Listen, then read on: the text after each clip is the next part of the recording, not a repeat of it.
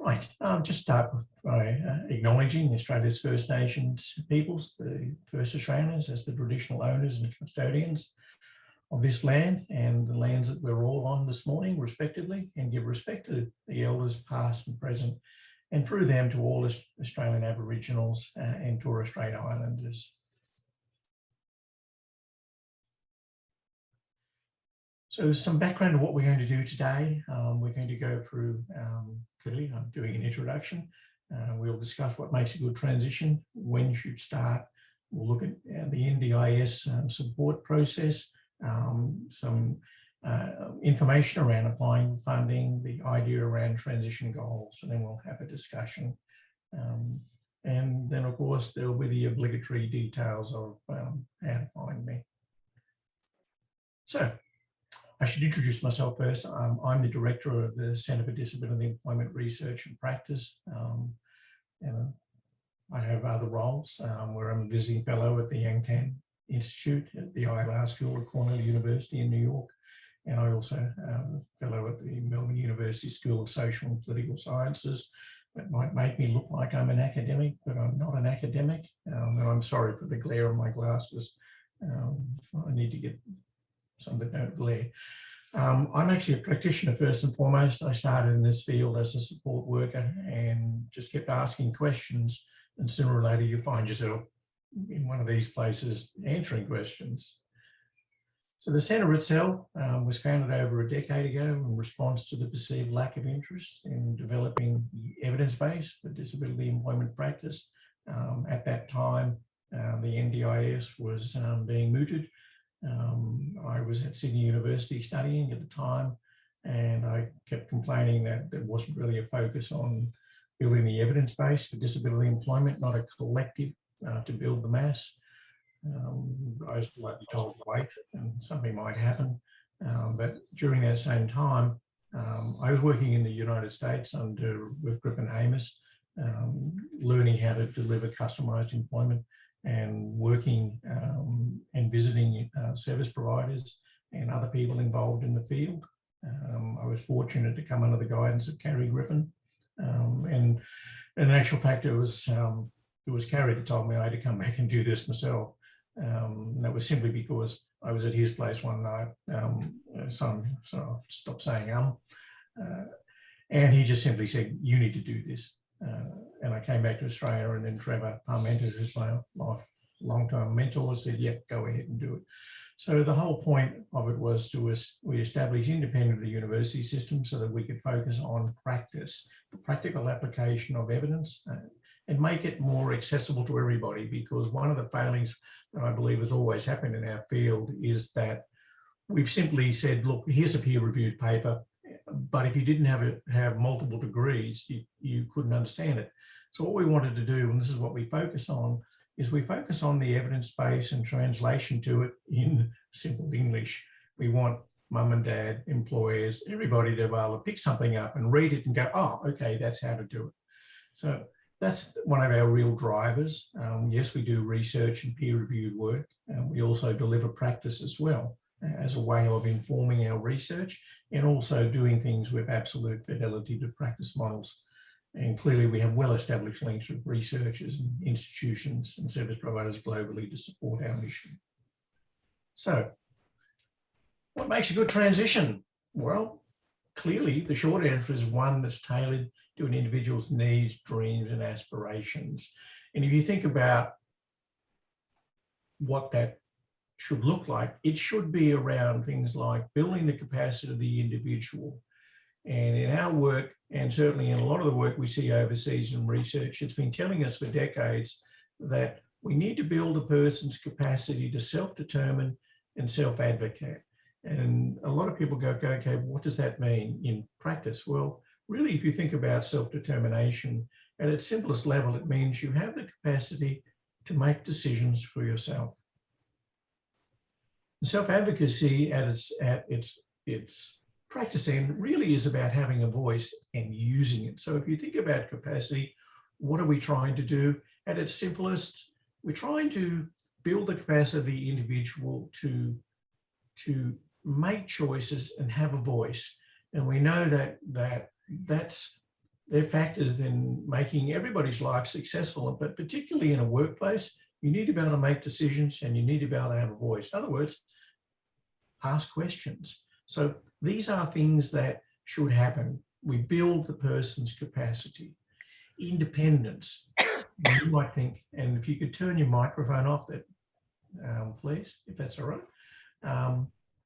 Independent is really important, and travel, we know, is the #1 barrier to employment. It's great that someone's found a job, but if you can't get there, then you're not going to have a job. And it's easy for people to say, well, mum and dad will drive me, but the novelty of driving someone to work wears off really quickly. We all know that as parents, that, you know, we'd go out of the end of the earth to do the right thing by our kids, and we've all, you know, spent every Saturday morning, a lot of us probably doing it. I'm fortunately not, thank goodness. We're going out there and we're taking our kids to sport every Saturday morning. We're doing all of these sort of things that are effectively, we're being the family taxi. At some point in your life, you kind of go, I don't want to be the family taxi. Okay. Someone is just, sorry, someone's saying did not receive the link. Sorry. Lauren, can you take care of that, please? Thank you. Sorry, everyone. You always get something like that. I'll just have to forward this.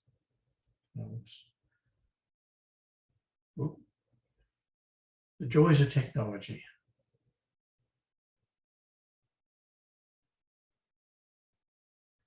And apologies for that. So coming back to it, what's the other element when we look at what makes a good transition? We talk about capacity, we talk about independence and life skills, and a lot of people talk about the idea of employment skills and employability. But if you look at all the elements that go into making life skills, you know, things like getting out of bed on time, showering, having breakfast, getting out the front door to get a bus or a train or something like that. These life skills are exactly the same things you need to actually have a job. So if you look at all of these, the idea of employment skills are the same thing as life skills. So working on someone's independence, and if you think, you know, if you go back into the 80s when they started to look at what were employability skills, they were actually working with people's life skills in schools, and they kind of went, well, maybe instead of teaching someone to go to the school canteen and get their lunch, maybe we teach them how to use their wheelchair and go down the street and get their lunch from a cafe. So they started to extend the idea of life skills to work skills, which effectively meant if you were going down the street to get your lunch, you were actually going to work by default. You were just leaving from the school and going to a cafe.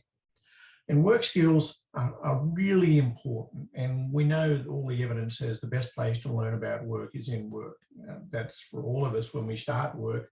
I'm sure most of us have started a job on the first day and we've gone, I have no idea what I'm doing. And I started employment many, many years ago when I worked for organizations. You turn up on the first day and they'd point you at a desk, they'd give you the operating procedure manual and go, there you go, do your job.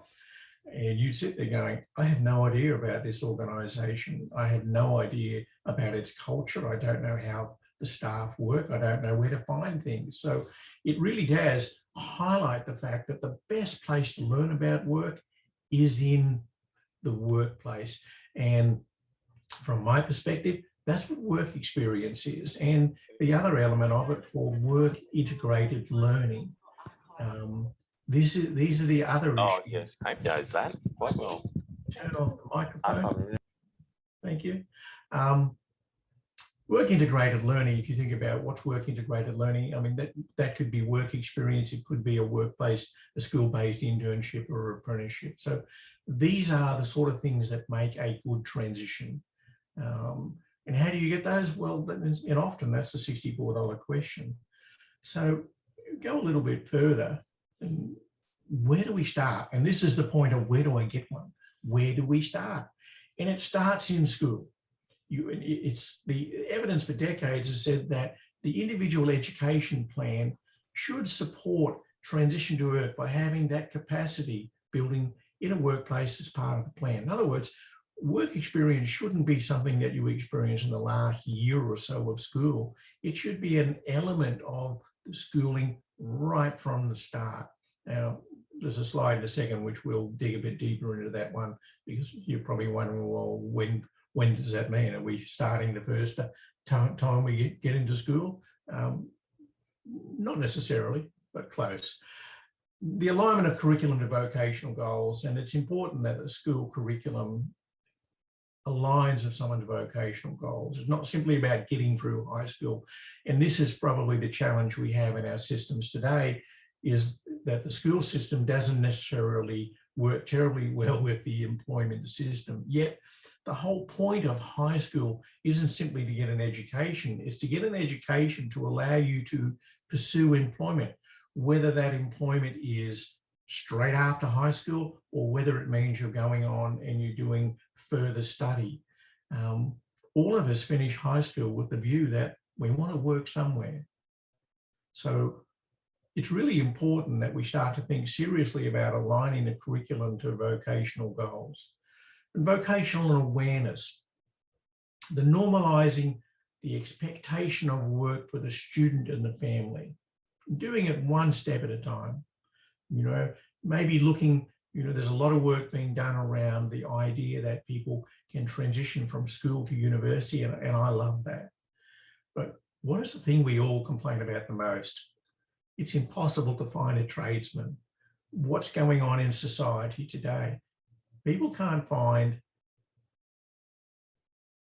people to fill, employers can't find people to fill even simple vacancies in every area of a community. We're all going into coffee shops now that we went to 2 or 3 years ago, and they had staff everywhere. Now, if you go into that coffee shop, they'll go, well, we don't have enough staff, so we're having restricted hours. I mean, I went out into one of the towns where I live recently, trying to find a restaurant for a function to happen during the week. And every single one of them said, we only open Friday night, Saturday night, and Sunday to lunchtime because we don't have enough staff and we can't find staff. So we need to think more broadly about employment and vocational awareness. And one of the things that I'm sure many of us experience is the tyranny of low expectation. And one of the things that what we have to do is we have to start to normalize the idea that everybody can work and everybody should be given the opportunity to work. Does that mean you'll succeed at it? No. Hopefully you will with the right supports, but why can't I have that opportunity to experience what everybody else is experiencing? We've all had jobs in high school. We've all failed at, that we've all sucked at. I mean, who didn't have a summer job where they went, oh, I'll go and be a brickie and work outside. And the first time they said, fill that wheelbarrow full of bricks, you nearly died and tipped it over and you lasted about a day. So we need to rethink vocational awareness, and we need to support families to recognize that employment is possible and it is a goal that everybody should have that opportunity to achieve. We know that the evidence tells us that if families recognize that employment is possible for their child, then it's 30% more likely that that child will find employment in the future. And that's the key. It's not simply about we're working with the individual, we're working with the family, and that's the key. If family don't believe it's possible, then it's not going to happen. So back to that little point about when do I start? Well, the evidence tells us that the sooner the better. And here we tell us that the evidence says we start in grade 3. with career awareness. And these are large group experiences aimed at understanding careers and employment opportunities locally, and develop an understanding, a general understanding for pursuing these careers. You might think, okay, grade 3, you're starting with kids in primary school. I can tell you there are schools that I'm aware of. My grandkids go to a school, for instance, where they start the process of career awareness in the last year of primary school. So they're starting in grade 5, 6. You know, is our system in Australia geared towards doing that? Probably not. So if you were to translate the evidence and say what would make sense in our school system, you would say grade 6 would be the first year of high school, grade 5 might be the second or third year of high school, and then from the final 3 years of high school, absolutely you need to be immersed in it. So career awareness is about understanding what work is and what happens in the community, what all the jobs are in the community. It's not about going, oh, I'm going to be that. But, you know, at the same time, if you've got a kid in primary school that says, well, let's be a fireman, well, let's all go to the fire station. You know, is that about them, everybody becoming a fireman? No, it's about seeing what happens. What is the work of a fireman? Most kids think that, generally probably think that a fireman, being a fireman, is I get to drive around in a truck and it makes a lot of noise and that looks like a lot of fun. But the reality is that most jobs, the glossy bits you see on TV is probably 10% of the work. The rest of it is darn hard and often repetitive and boring. So, but it needs to be about understanding career awareness so that I go, you know what, I can work, I can explore that. We'd move on to a little bit, as I get a little bit older, to career exploration, which is the understanding the knowledge, the skills, the qualifications needed for career pathways to engage with businesses that are specific to these nominated careers. This is where you're going out and you're putting a bit more focus on it. You know, when you've got a kid that says, I want to be a marine biologist, well, guess what? Let's enter that environment. Let's go out there and let the child experience what it's like to be a marine biologist. I have a granddaughter, to give you an example. She's a young lady on the spectrum, and she absolutely wants to be a marine biologist. And what does she do? Every spare minute, camera, wetsuit, she's out there swimming with the fishes. She's out there exploring the rock pool. She's out there swimming with the manta rays that exist in the bay where she lives. She is out there exploring the marine environment. Now, does that mean by the time she finishes high school, she'll be a marine biologist? I don't know. But that's where she is at the moment. And she's exploring career pathways. She's going to places to learn about marine biologists and what they had to do to become a marine biologist. So we're giving kids the opportunity to look at a career pathway and go a little bit deeper and go, you know what, I've tried this and maybe I don't like swimming with the fish. Maybe I want to do something else. Maybe, you know, my interest is in animals more broadly, and veterinary, being a vet might be the pathway because I want to work with horses. I want to work with you know, whatever animals that excite her. So you need to think about that. Then, of course, from grade 9 onwards, career immersion. And this is where work integrated learning and work-based learning takes place. And this is essentially extended work experiences focused on actual work in the chosen career, the ability to reflect on that experience, and also to learn about the culture of those workplaces and what behavior looks like in those workplaces. And this is really important. You know, kids today have a bit more opportunity than maybe what we might have had 30 or 40 years ago.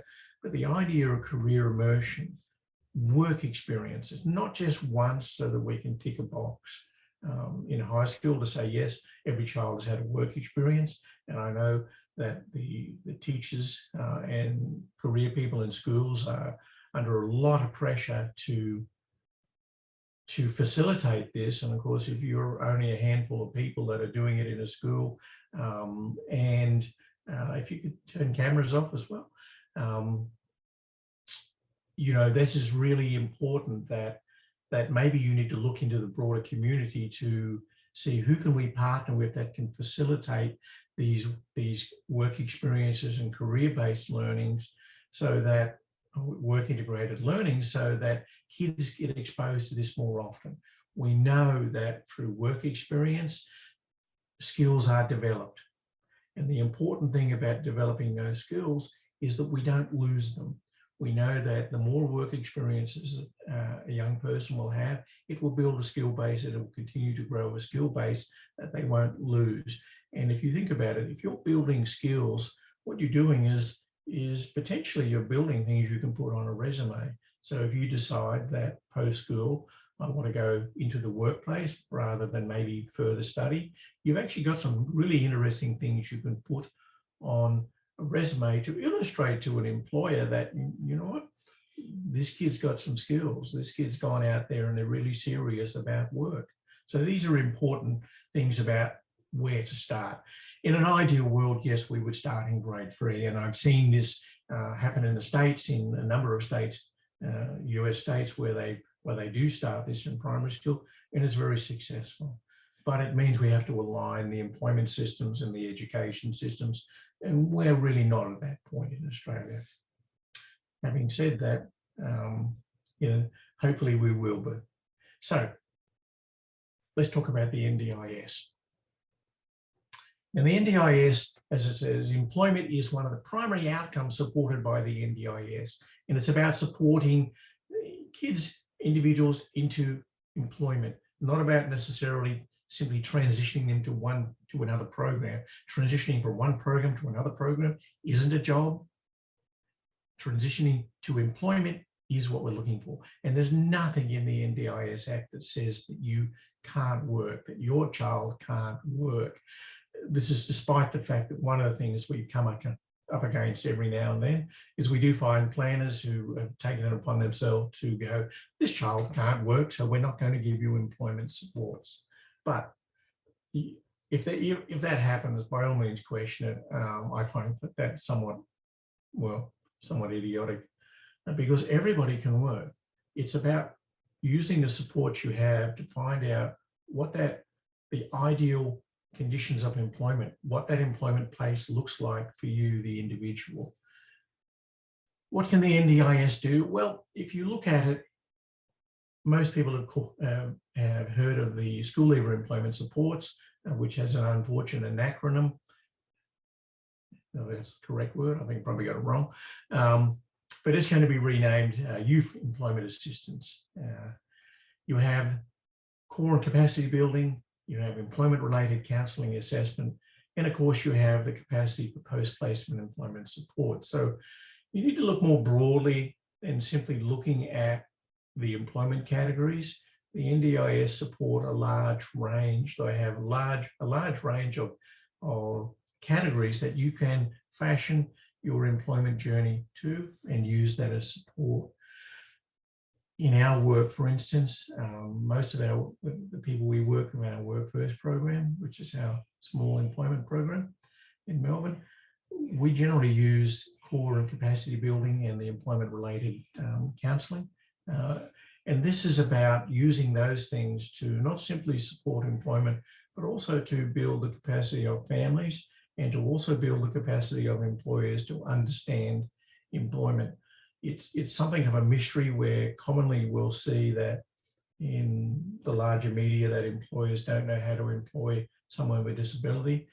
Equally, I come across employers that go, this is easy. And it's easy because I got 40 different employees and I have 40 different management styles that I use for each of those.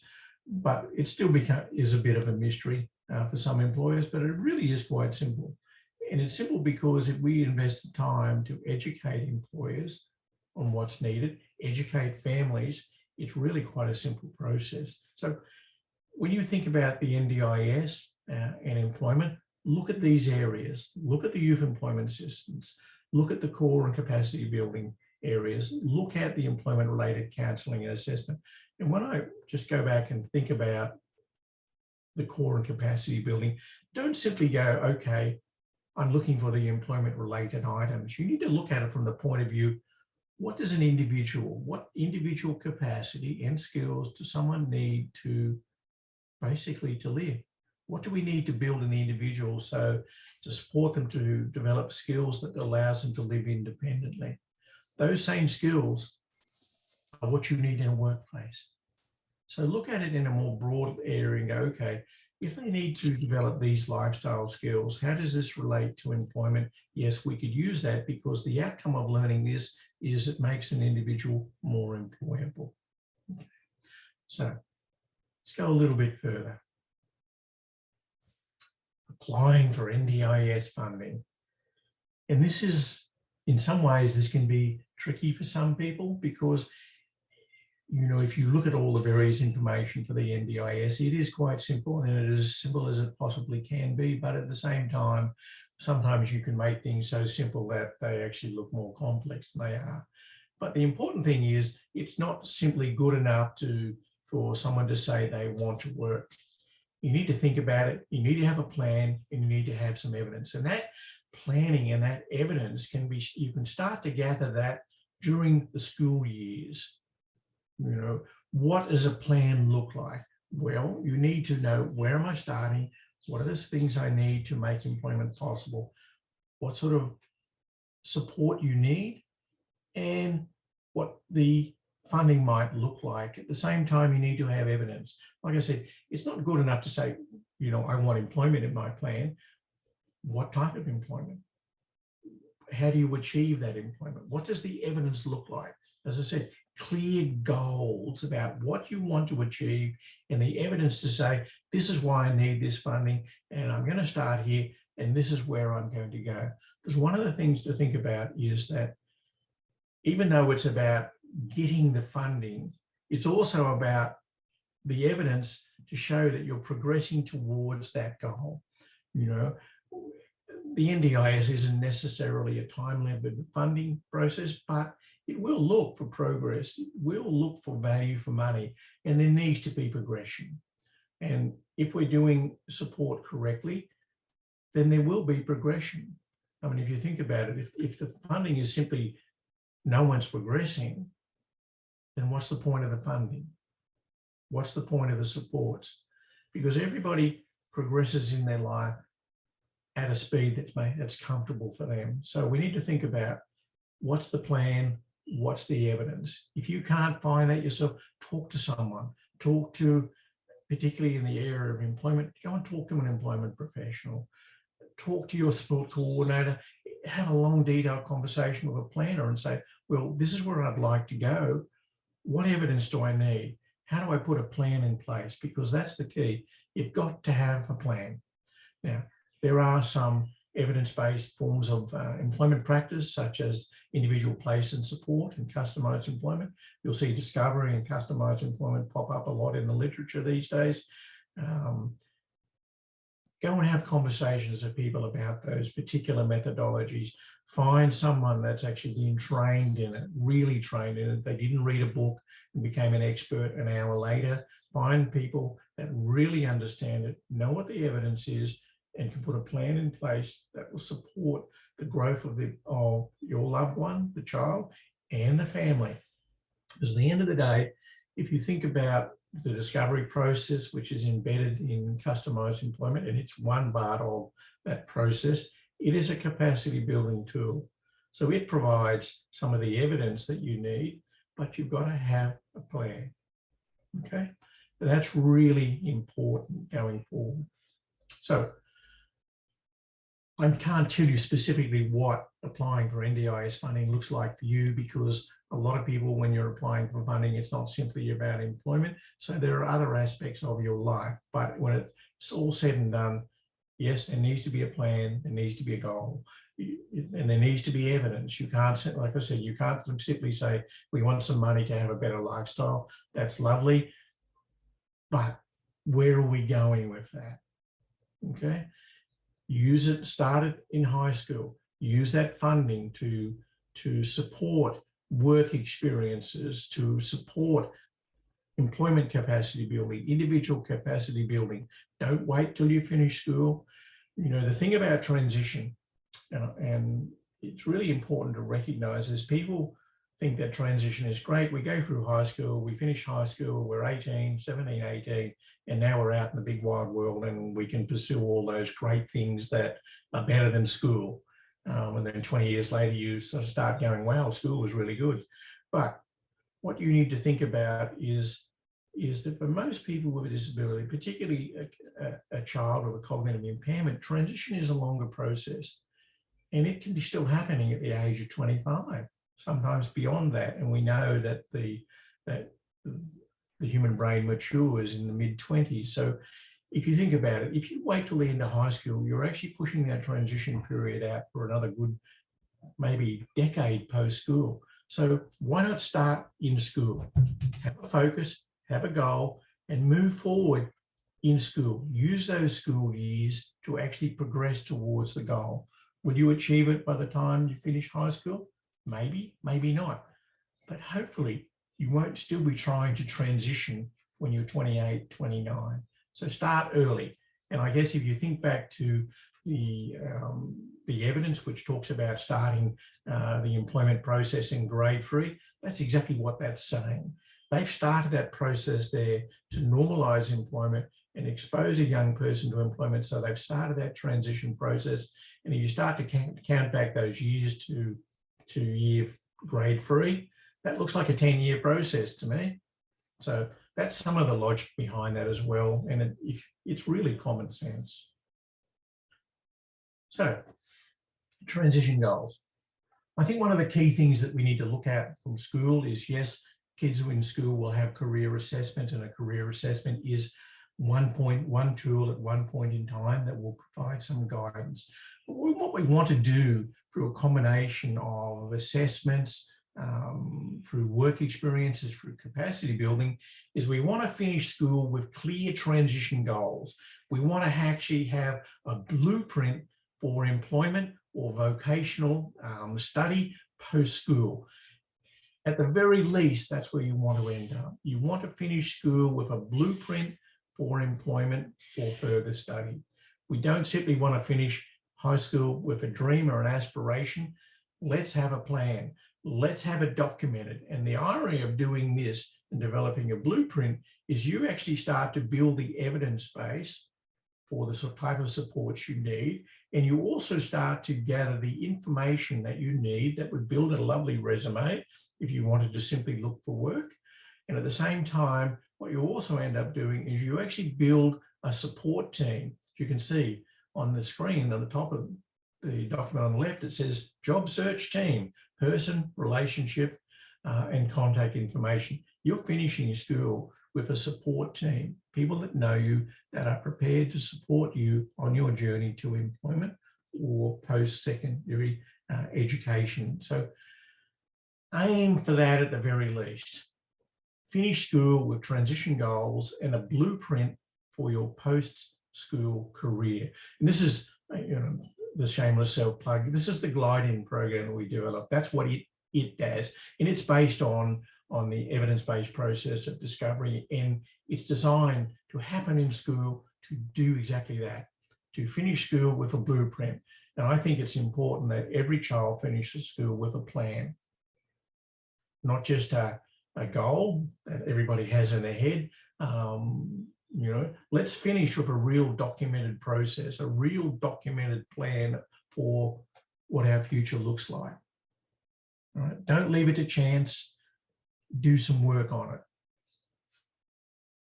So let's have a chat. If you think about it, why does any of this matter? Well, it does matter because we know that an independent life as an adult, a young adult, is often predicated on your capacity to have your security, be able to make choices, to actually have money, socio-economic security. And it is your life, and this is the important thing. The idea that you can finish school and you have the bulk experience and we all get on the same bus and go to the same place is a nonsense. You're an individual. The NDIS provides individual supports for you to pursue the options that you want in your life. Now, I'm not going to sit here and say, do you have to go to this type of employment system or this type of employment system or this one? That's an argument that service providers have, and they'll have it till the cows come home, because that's all about we're better than everybody else, and so you should come here and we'll support you. Personally, it's actually a whole lot of nonsense. The reality is that the best service for you is the one that helps you achieve your goals. And it shouldn't be transitioning from one service to another service because you've been there for 2 years or 3 years and they couldn't help you. Exercise choice and control and go to the place that makes sense for you. These people on the right, this is the ideal image of young people that have transitioned and they've got a successful life and study and a career. And everybody is entitled to that. Our journeys will all look different. And that's really, probably stating the obvious. Our journeys are different.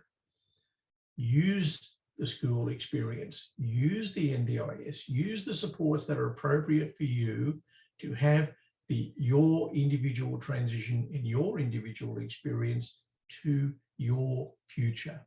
Now, what I'm going to do is I'm going to turn on the microphone. What if you'd like to ask questions, hopefully Lauren's been collecting questions, and Lauren, if you're there, if you could bring the questions, or alternatively, if you just put your hand up and let Lauren know, I'll see how I can go answering them. But thank you for listening at this point. So we do have some questions. Okay, give me 2 seconds. I shall ask the first question for you. Okay, so Peter would like to know from you, how do we align people with intellectual disability to vocational skills? I think that the important thing, and I guess this might seem a little bit of self-interest, but one of the reasons that for the last 20 odd years,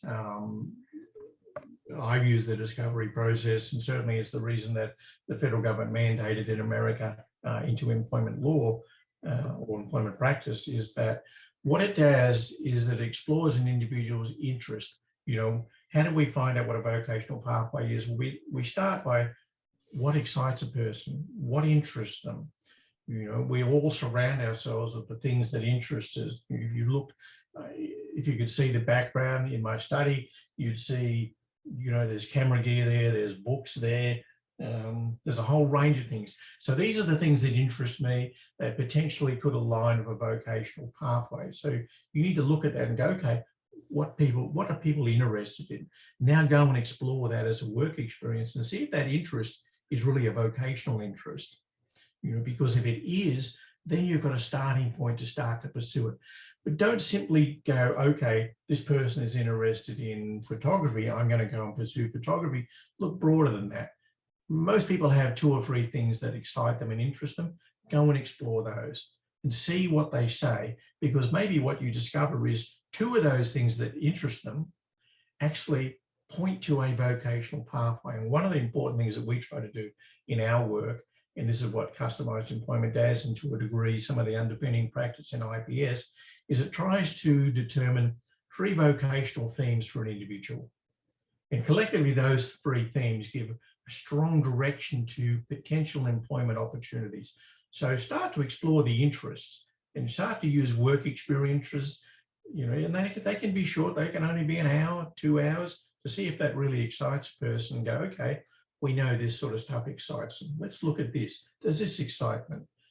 So where can we find these 2 things together, which might be a vocational pathway? If you think about it, animals and photography, well, there you go. I mean, you use both of those things, photography, animals, could be zoology, could be animal photography, could be a whole range. I could probably come up with a list of 30 different occupations where those 2 interests are a vocation. So that's the place to start. Okay, so the next question is from Kavita. Is it that youth employment assistance, or SLAS, should be taken as soon as school year is over, hearing that access post-gap year may be hard to get? Is that true? I think you need to be having this discussion with the planners before school finishes. Don't wait till the end. Is it a problem a year after school? It can be, but it's not necessarily an issue. SLES goes beyond school. So what I would suggest you do is start this discussion sooner than later. But at the same time, don't look at it and go, well, okay, I can't get youth employment assistance because I'm too old. There are, at the end of the day, the youth employment assistance is just a pot of money. So you can use other aspects of core and capacity building funding to achieve the same thing. All it is simply saying we've got $20,000 a year and it's allocated to employment. So don't think that because you haven't got that, employment isn't possible. Use the other areas of it. Great. Okay, so another question from Kavitha. Given SLES works well when implemented within the actual work the person intends to do instead of group training, what are tips and tricks to get an on-the-job SLES support as it's hard to get work post-school? Look, it's really interesting. All the employment and labour market figures tell us there are twice as many jobs as there are people looking for employment. So, you know, employment isn't necessarily that difficult. But again, at the same time, we live in a situation now where a lot of employers are reluctant to take people on, even though they want staff. They need a certain type of staff because, you know, their capital isn't what it used to be. So answering that question, I think if you're using the processes correctly and you're not simply looking for any job, but you're going into the community, you're translating those interests into vocational pathways and using work experiences, multiple work experiences to engage with different employers in the community, then employment is possible. The methodology of informational interviews that is one of the tools within customized employment is never about searching for a job. It's about engaging with employers and understanding what the employer needs. And it's very successful. I mean, I've used it for years. I've never asked for a job when I've been out to see employers. As a matter of fact, I never ask an employer about whether they have vacancies or a job. What I look for is information. What you have to do for a lot of the kids and the young adults and even the older adults we work with, employment is relationship based. So you need to build a relationship in the community by going out and talking to employers, not looking for jobs, building a relationship so they have a conversation with you. So employment is a result of that relationship you build in the community. You know, so that's the pathway. What I would simply say is if you want a bit more detail about that, just let Lauren know and she can have a chat to you post-event. There's no obligation or anything involved, but, you know, a lot of what the work we do is about educating families and supporting you with that education. Yes, I can see Leanne has her hand up. So if Leanne would like to ask a question. It's easier if I just say it because it's going to be complicated. I have a few clients with MS or DSP with like 0 to 8 hours sign off for work. And I've got an employer who is taking these people on, but working one-on-one with them because they've got sort of high risk of seizures, etc. The fact is they want to pay them a wage, but they're not really earning any money out of these people because they have to work one-on-one. So how can we sort of fund wages for people without, because they don't have a lot of output, let's say. So it's a real gap between how to pay the person who's increasing their capacity for work, sort of beyond work experience. It's not work experience, but they're not at full capacity to have any kind of output either. But the employer wants to pay them. So the employer wants to pay them? Yeah. So they want to pay, the employer wants to pay them out of their normal cash flow, or are they looking for a subsidy?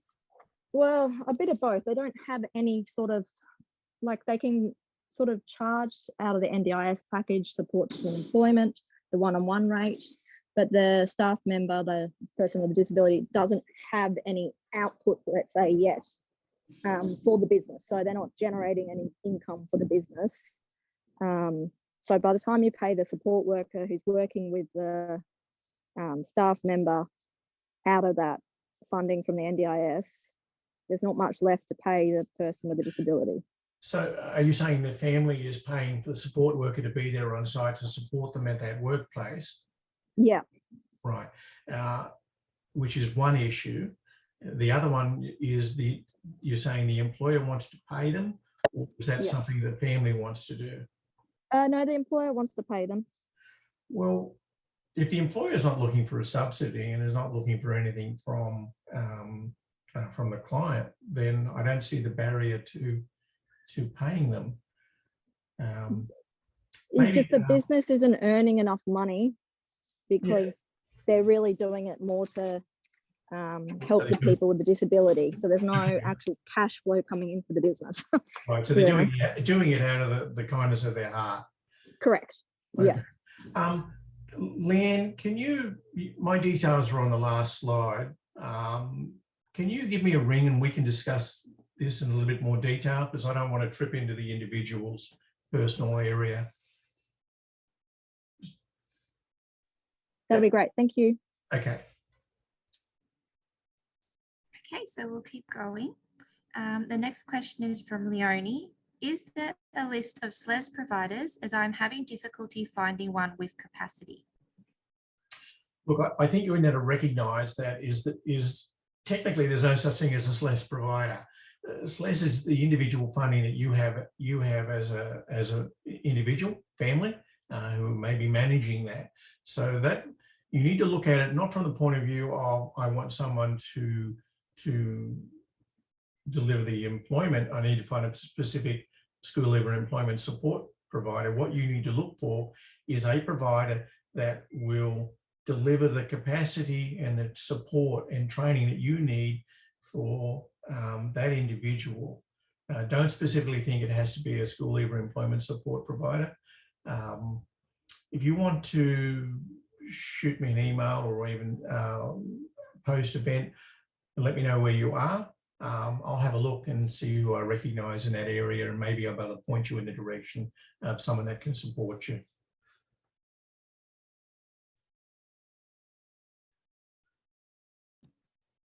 Great, okay. So the next one is from Peter.